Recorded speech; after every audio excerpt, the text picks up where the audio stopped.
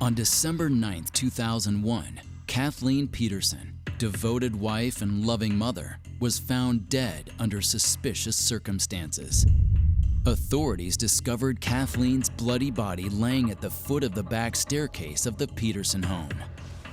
Her husband, author Michael Peterson, claimed she had slipped and fallen to her death.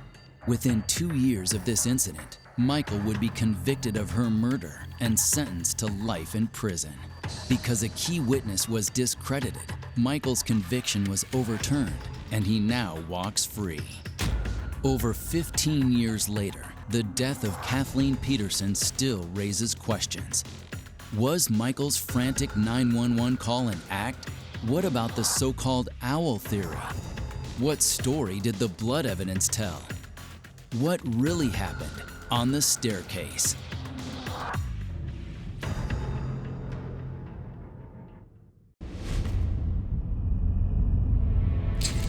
The death of Kathleen Peterson begins with a 911 call. On the call, Michael Peterson sounds desperate. My wife had an accident. Still downstairs. During the trial, the 911 call was used by the defense to portray Michael as the devastated spouse.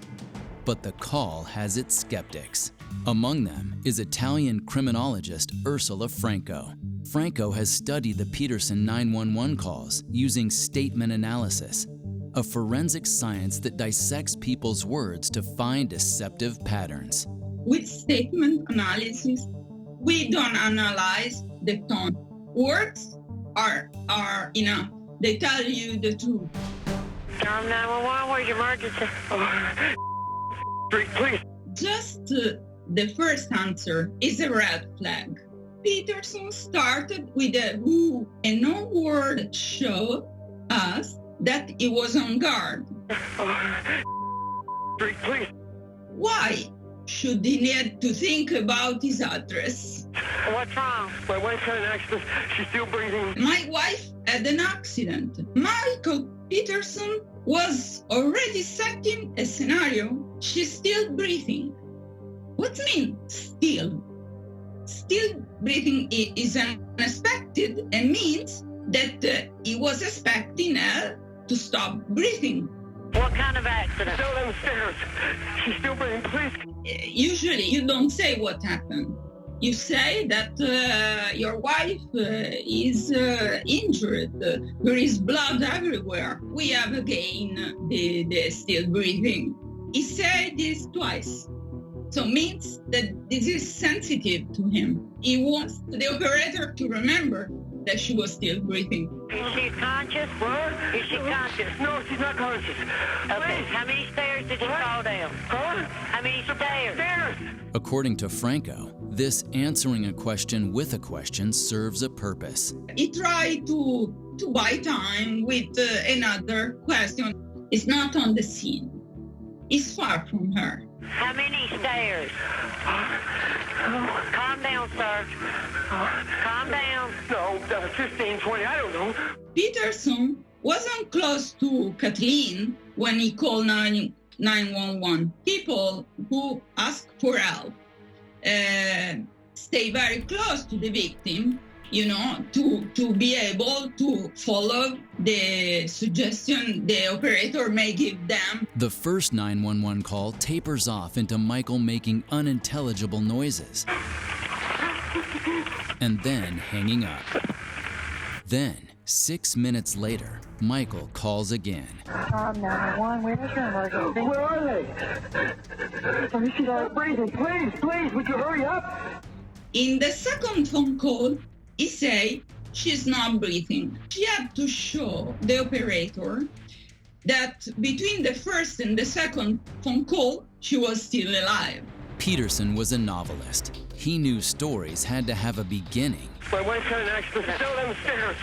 a middle, She's still breathing. and an end. Let me see that breathing. Please. Franco sees no difference between these phone calls and Michael's novels. She's still breathing, and then she's not breathing. He's trying to postpone the time of the death. See, closure to his script. Franco clearly believes that Peterson was involved in Kathleen's death. However, for some people, there is still a reasonable doubt. A neighbor of the Petersons has put forth another theory, one that suggests the weapon that killed Kathleen wasn't wielded by human hands. 6 years after Michael Peterson was convicted of the murder of his wife Kathleen, a neighbor of the Petersons came forward with an alternate explanation for Kathleen's death. I got a hunch that maybe this had been done by owls. Among the birds of prey are the owls, the vultures. Pollard reviewed the Peterson case and formulated the owl theory. This theory contends that Kathleen was attacked by an owl while on the back porch of her home. The force of the attack caused Kathleen to become disoriented and dizzy. The bird's sharp talons caused her head to bleed. The result was that Kathleen ran into her house and up the stairs, only to slip in the blood that was gushing from her head. The subsequent fall caused her death. Pollard's theory is inspired by 3 facts. 1. During Kathleen's autopsy, microscopic owl feathers were found in Kathleen's scalp. 2. The trident-shaped lacerations on Kathleen's scalp were consistent with the talons of a bird of prey. The strong talons of hawks and owls are well suited for tearing flesh. And 3. Owls actually do attack people. All birds of prey are carnivorous. They feed on other animals. Owl attacks have been recorded all over the world, including North Carolina. Olivia Maxwell was attacked in 2001 while jogging along a canal in western Maryland. All of a sudden, this thing grabbed the top of my head and tried to pull me up. And I turned around and my response was F you. And then I looked up, just I couldn't even see the sky. It was so big. It was like a mini airplane with these big, evil, psychotic demon eyes. Dwight French was attacked in Oregon, walking from work to his car. This big owl, wingspan probably 4 feet from tip to tip, kind of buzzes my head. I could feel it, scratch. The owls came fast and furious. It got its talons in about 3 times, but it came to my face 6 or 7 times. I got hit 3 times. The scariest thing about this is that they fly silently. I didn't hear anything. It was super quiet. And the owls left scratches. There were small little micro punctures. They weren't really deep. The damage inflicted by the owls was nowhere close to the lacerations found on Kathleen. I felt like I'd been scratched, but I knew I was okay. I wasn't bleeding. And the owls weren't strong enough to knock their victims down. I'd equate it to, if somebody threw a tennis ball at you or a Nerf ball and it hit you in the back of the head. It wasn't jarring. Adam Betchel, an ornithologist with the Atlanta Audubon Society, has been consulted on a number of owl-human interactions. Owls very rarely attack or interact with humans at all. And when they do, it's almost always just a territorial defense. The chances of an interaction between an owl and a human being fatal, so an owl swooping down and actually doing enough damage to kill someone, I would put it at as close to 0 as possible.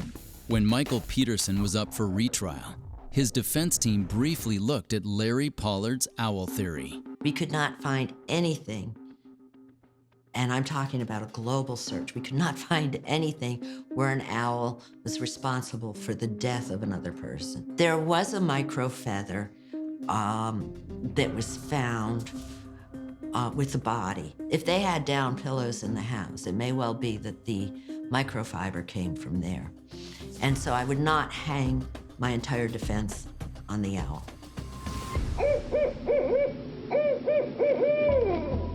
The damage caused to Kathleen was not likely the result of an aberrant owl. So what caused all that damage? The Peterson crime scene was notoriously soaked in blood. What does all that blood tell us about how Kathleen died?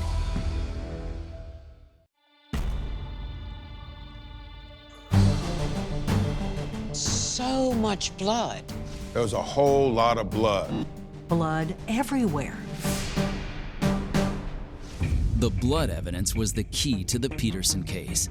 The defense believed all that blood was the result of head injuries sustained by Kathleen when she fell down the stairs. The prosecution said that it was the result of Michael savagely beating Kathleen with a blowpoke. In the end, Dwayne Deaver, the SBI agent who handled the blood evidence for the prosecution, was discredited. This led to a retrial, which never happened because Michael took a plea bargain.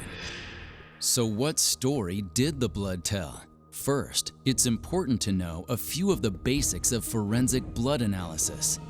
The average human body contains about 10 pints of blood, and a blood loss of more than 40% usually results in death. Now let's consider blood patterns. Teardrop patterns are the result of bleeding while walking.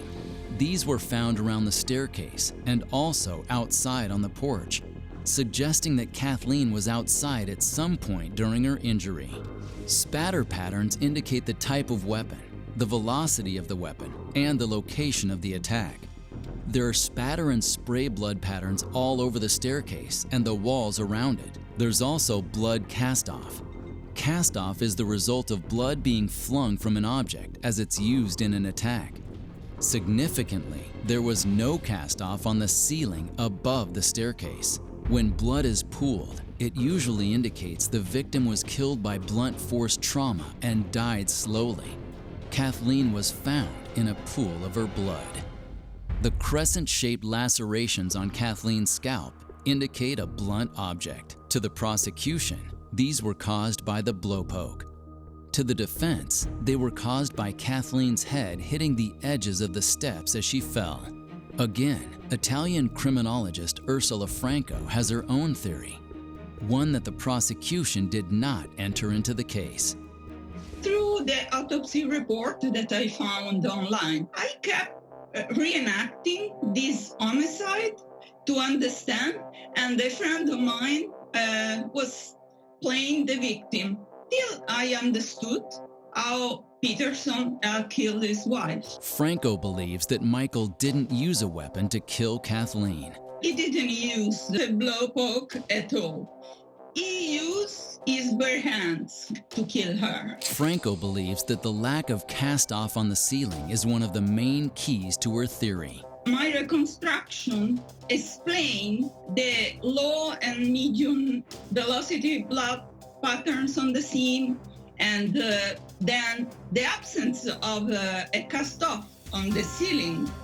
That means that no murder weapon was used, not a blowpoke. So what caused those lacerations to the scalp?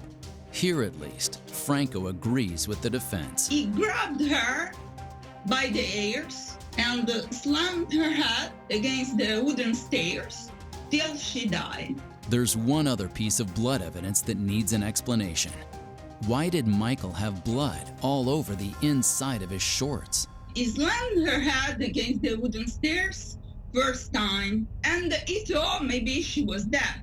But she recovered, she stand up, so he went back on her, and this time he sat on her. Kathleen standing up during the attack would explain why she had her own blood on the bottom of her feet. Another red flag for Franco is a lack of collateral damage. Violently swinging an object almost always results in damage to the surrounding area. There were no pattern of a weapon or collateral damage in the narrow area where she was killed. Nowhere they could find a sign that say he used a murder weapon. Neither the blowpoke theory nor the bare hands theory were proved in court. No official murder weapon was ever named in Kathleen's death. The tragic death of Kathleen Peterson will always be plagued with nagging uncertainties.